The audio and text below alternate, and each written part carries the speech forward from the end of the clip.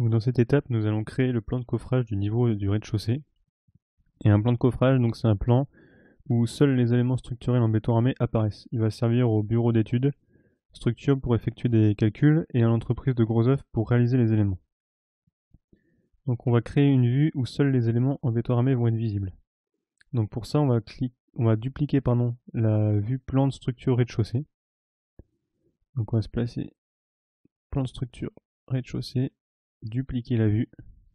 On va la dupliquer avec les détails. Voilà, et on va la renommer RDC côté S. S pour structure. Ok. Et on va modifier le type ici sur plan de structure feuille. Alors, dupliquer feuille. Ok. Ok. Voilà, donc là on a créé plan de structure feuille, on a RDC côté S. On avait tout à l'heure les plans d'étage feuille RDC côté A. Donc là, on est dans la vue de structure. Et dans un premier temps, on va masquer tous les éléments inutiles sur notre plan de coffrage. Donc, on va masquer ici nos plans de référence. On va masquer ici le fond de plan. On va masquer nos arbres. Voilà. On va masquer ici les catégories de pièces, les limites de pièces et on va masquer les pièces également. Voilà. Et donc on va également masquer tous les éléments qui sont à l'intérieur de la villa puisqu'ils ne nous intéressent pas. Donc pour ça on va pouvoir les filtrer. Donc dans l'onglet vue, ici on peut sélectionner visibilité graphisme. Et dans l'onglet filtre ici, on peut donc dans filtre on peut ajouter ici filtre basé sur des règles. Intérieur, ok. Et donc là, on peut décocher la case visibilité pour indiquer que tout ce qui est à l'intérieur ne sera plus visible. Appliquer, ok.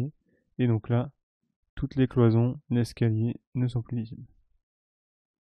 Tout ce qui était marqué en fait comme élément intérieur. Donc là, a priori, Revit n'avait pas considéré les toilettes comme élément intérieur. Donc on va les masquer. On va également masquer ici les garde-corps. Et on va masquer les portes.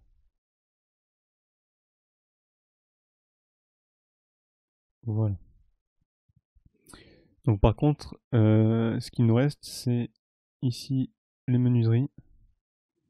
Et ici, il nous reste en fait les couches isolantes et les couches de finition de nos murs porteurs qui n'ont pas été enlevés. Donc en fait, par défaut, Revit considère un mur multicouche comme une entité unique. Donc il faut lui indiquer qu'on souhaite séparer les couches et garder que les porteurs. Donc déjà, ce qu'on va faire, c'est qu'on va ici masquer dans la vue nos menuiseries. Voilà. Donc on a les ouvertures. Et on va indiquer du coup à Revit que on ne veut garder que la couche porteuse de nos murs dans notre plan de structure, notre plan de coffrage. Donc on va sélectionner l'ensemble des murs porteurs. Donc je passe ma souris sur un mur porteur, j'appuie sur la touche tabulation, je sélectionne.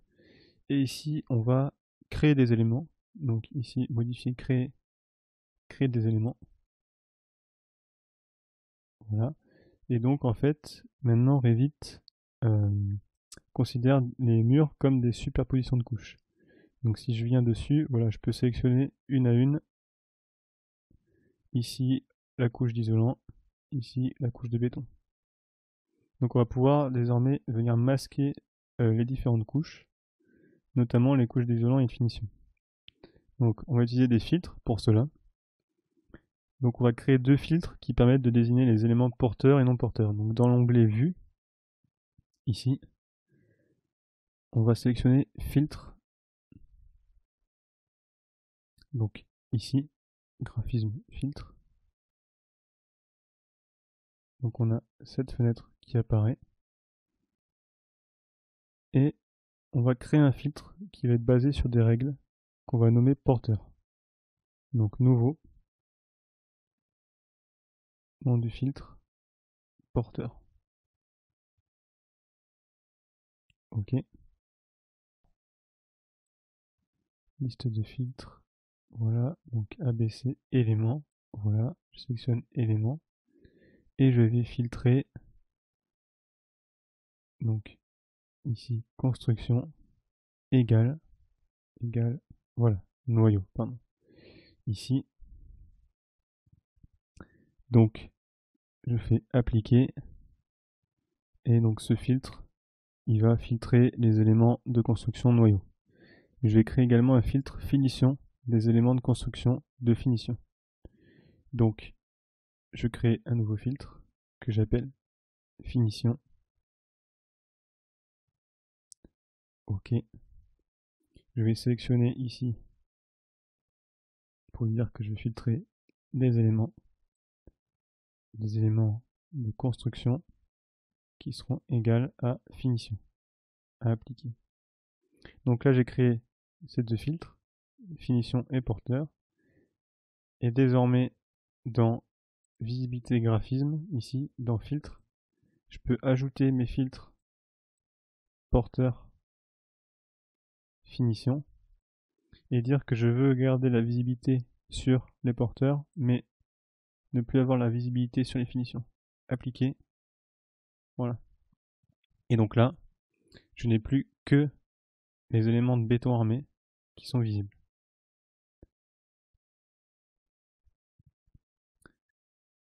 Donc là, le plan de coffrage, finalement, il est quasiment finalisé. Il ne reste plus qu'à effectuer une cotation. Donc de la même manière qu'on a fait pour le plan RDC côté A, on peut créer les cotations du plan de coffrage.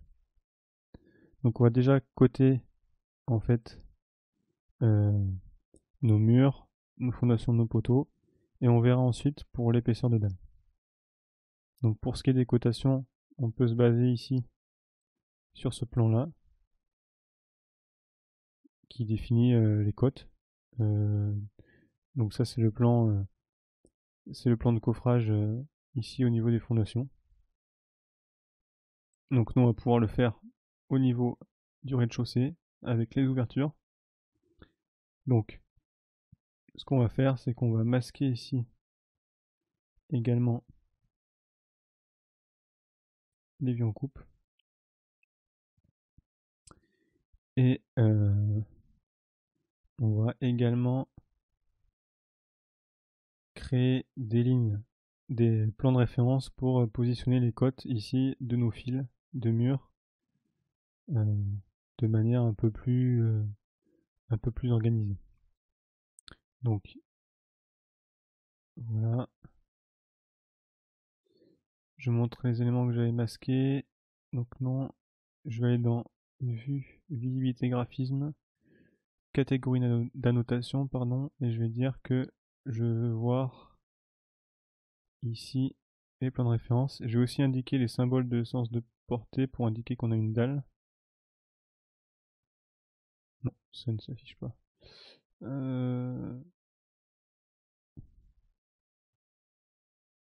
Donc je vais enlever ça, appliquer. OK. Alors, je vais supprimer ces cotes-là. Ici, ce que je vais faire pour aller plus vite, c'est que je vais tout sélectionner. Voilà, et je vais filtrer ma sélection ici, en cliquant sur filtre, donc ici, modifier, et je vais sélectionner que les plans de référence. OK. Donc là, j'ai sélectionné que mes plans de référence, clic droit, masquer dans la vue, je vais mettre éléments. Comme ça, je vais pouvoir créer des plans de référence et que ceux-ci soient visibles. Donc je vais dans architecture, plan de référence. Je crée un premier plan de référence ici. Un second.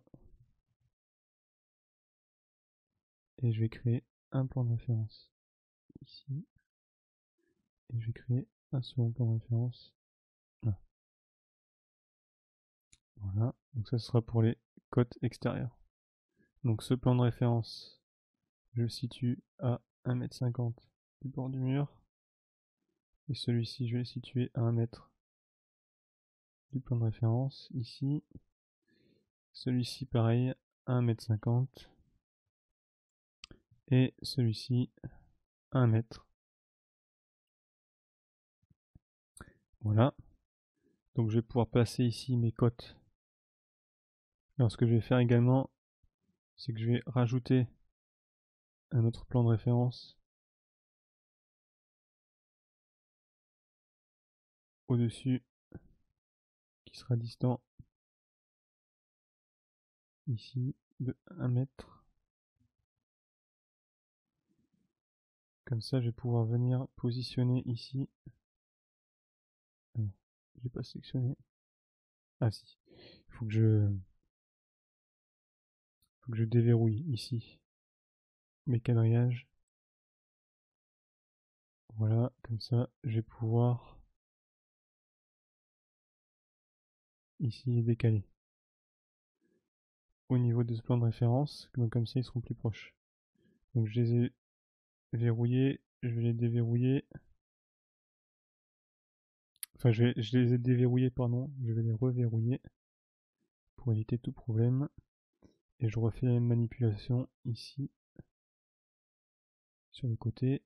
Voilà, donc je crée un autre plan de référence qui va être distant de 1. Voilà, et donc cette côte là, je vais la positionner à ce niveau. Et ici, je vais déverrouiller ma grille. Je vais la décaler ici. Voilà, alors hop, je vais replacer mes côtes qui ont été déplacées. Voilà, et je verrouille ici. Voilà. Donc, ce qu'on peut faire maintenant, c'est créer de nouvelles côtes. Donc, annoter, aligner, référence individuelle. Je vais créer une côte ici complète de ce côté-là et une côte ici complète de ce côté-là. Voilà. Donc là, pour les côtes sur les axes des murs porteurs, on est bon.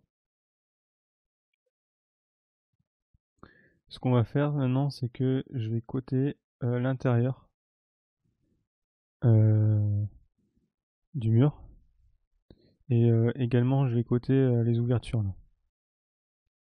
Donc a priori, il nous a il nous a coupé en fait un peu plus bas que les grandes fenêtres.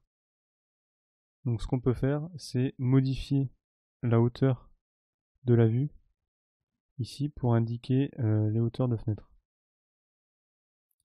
Donc ici, ce que je vais faire, c'est que je vais modifier la plage de la vue ici. Donc on voit qu'on a un plan de coupe qui est à 0,3. Moi je vais indiquer un plan de coupe qui est à 1,20. Parce qu'on a les hauteurs de fenêtres qui sont à 1,18. Et on va mettre le haut ici à 1,6 par exemple. Voilà. Donc là on voit également qu'on n'avait pas masqué cet élément. Voilà. Et donc là on a bien les ouvertures des grandes fenêtres qui apparaissent et les ouvertures des petites fenêtres. Voilà. Donc ce que je vais faire, c'est en fait je vais recréer deux plans de référence. Donc un ici, pour avoir les côtes avec les ouvertures à l'extérieur. Et je vais en créer également un en bas. Donc, architecture, plan de référence. Voilà. Un plan de référence ici.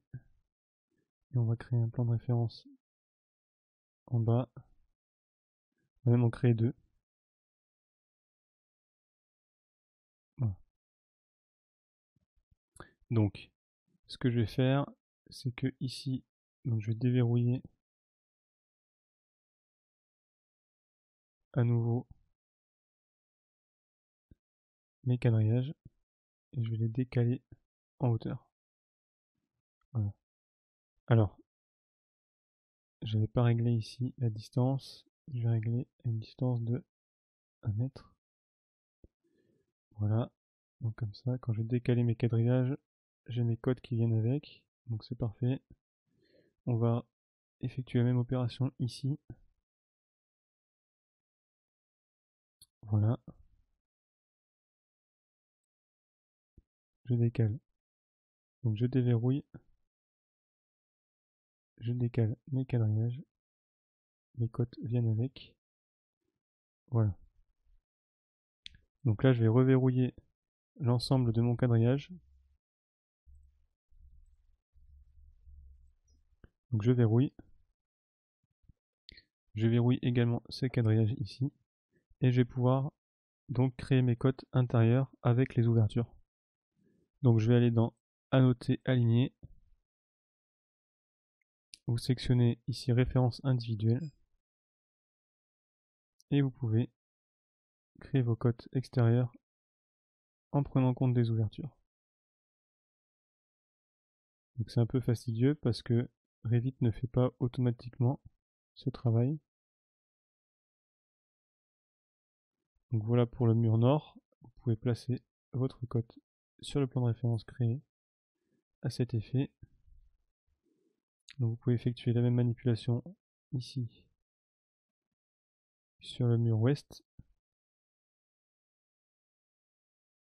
que je place à ce niveau. Voilà. Et on va faire la même manipulation sur le mur sud.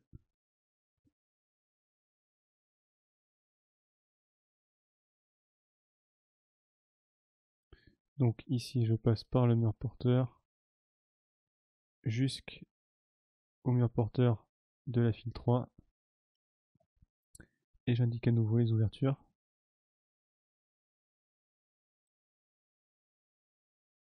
Voilà. Donc vous placez votre cote ici sur le plan de référence. Alors a priori on n'a pas réglé ici la position de ce mur de référence, donc on le fera plus tard. Ok. Et donc là on va également créer une deuxième ligne de cote. On va simplement prendre les extrémités des murs.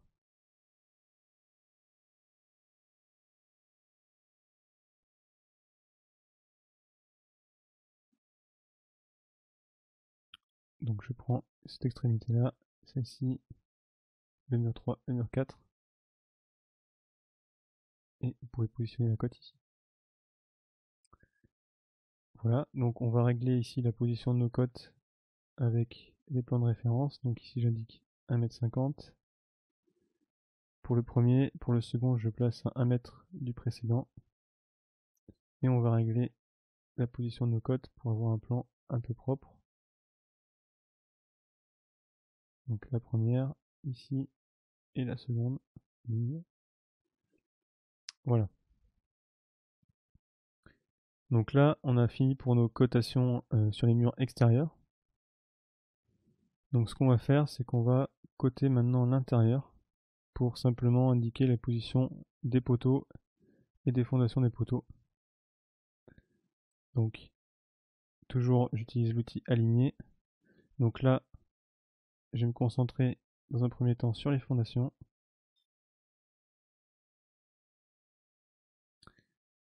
Donc là on a les fondations horizontales.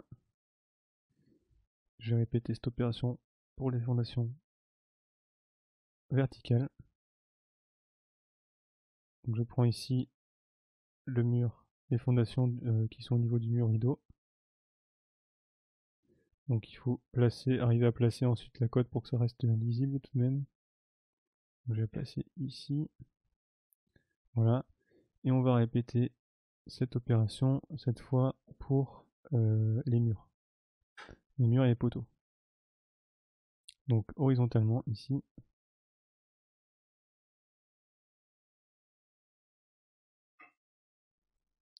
Voilà. Verticalement. Alors, il faut bien sélectionner le mur. Voilà. Donc là, vous pouvez sélectionner ici le mur de soubassement et les murs porteurs de la première file.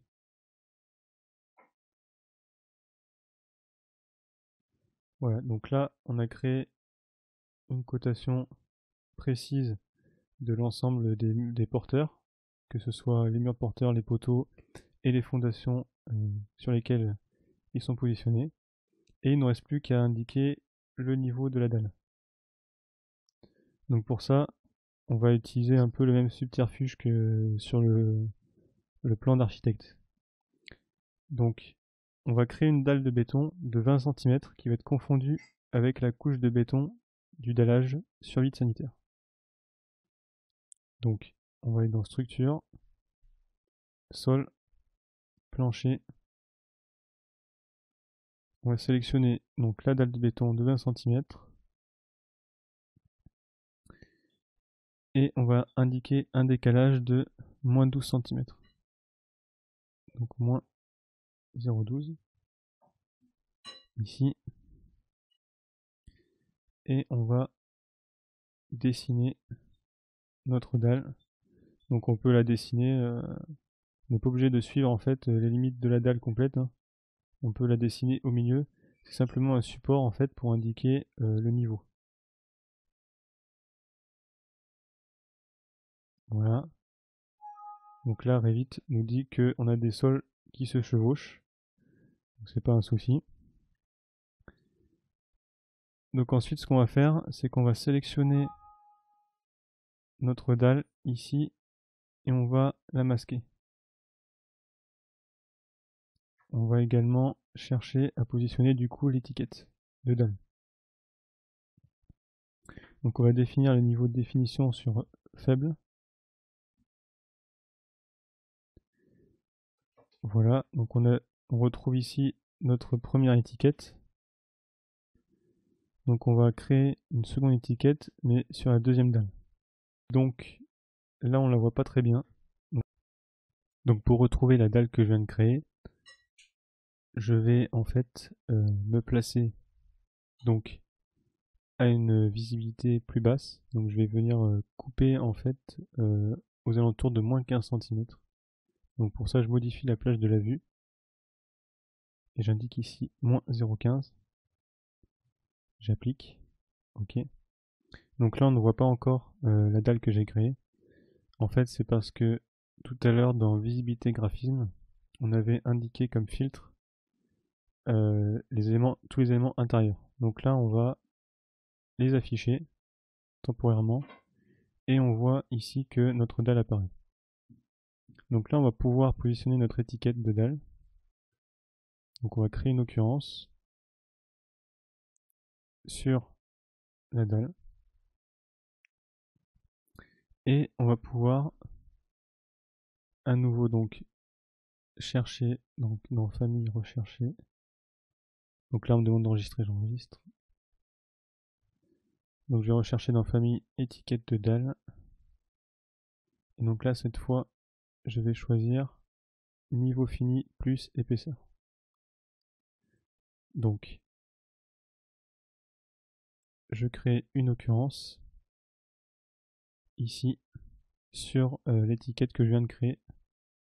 Et donc je vois ici que j'ai un symbole de dalle qui m'indique un niveau fini de dalle à moins 12 cm, donc par rapport au niveau du plancher du rez-de-chaussée, et une épaisseur de dalle de 20 cm qui correspond bien à l'épaisseur de béton. Donc là, pour revenir à la vue de structure qu'on avait tout à l'heure, ce qu'on va faire, c'est qu'on va à nouveau dans visibilité graphisme filtrer les éléments intérieurs. Donc là on garde notre étiquette. On va revenir ici dans les plages de la vue à une coupe à 1,20 m. Donc on revoit nos codes qui apparaissent ici. On va sélectionner l'étiquette et enlever la ligne de repère. Voilà. Et on va remettre un niveau de définition moyen pour supprimer les étiquettes 1. Et donc ensuite, on va pouvoir placer notre étiquette au milieu. Donc elle est un peu grande ici, donc on va pouvoir redéfinir notre échelle sur 1,50. Voilà. Donc là, on a complètement créé notre plan de coffrage avec les dimensions des porteurs, les dimensions des fondations. On a intégré les ouvertures de fenêtres et on a indiqué ici l'épaisseur de notre dalle en béton armé. Donc ce qu'on peut faire, c'est sauvegarder le projet et vous pouvez passer à l'étape suivante.